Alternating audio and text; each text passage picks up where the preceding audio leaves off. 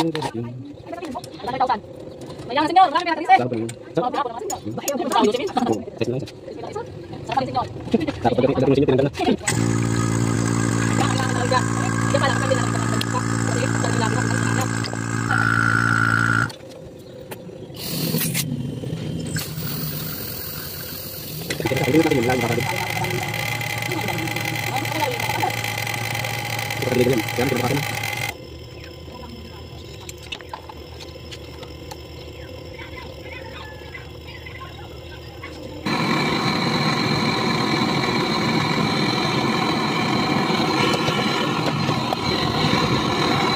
So guys, yung kanyang nakuha natin sa loob.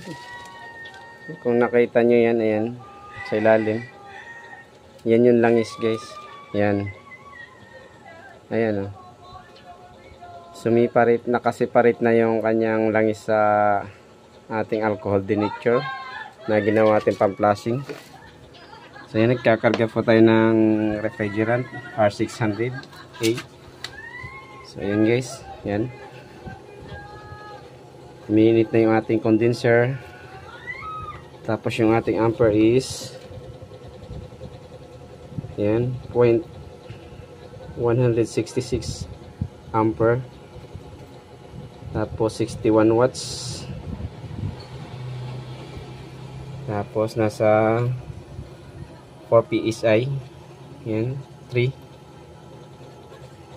Save natin yung kanyang ano kung medyo nagmo-moist na yung kanyang return. Hindi pa. Pero okay na yung kanyang ano. Sobrang init na yung kanyang condenser. Charge pa natin konti. Yung pala guys, yung ating refrigerant na R600, mababa po yung kanyang return, yung kanyang PSI sa sanction. 5 lang ilalagay natin sa unang charge, tapos bababa naman yan, magsi-0 yan. 0 PSI yung kanyang return. So, kargahan lang natin konti pa. Kailangan magmo-moist yung ating return. Yan.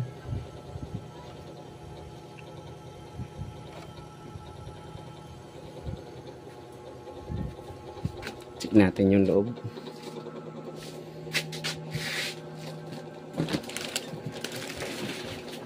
Oh, okay, lumalamig na rin. Serve lang muna natin. Okay.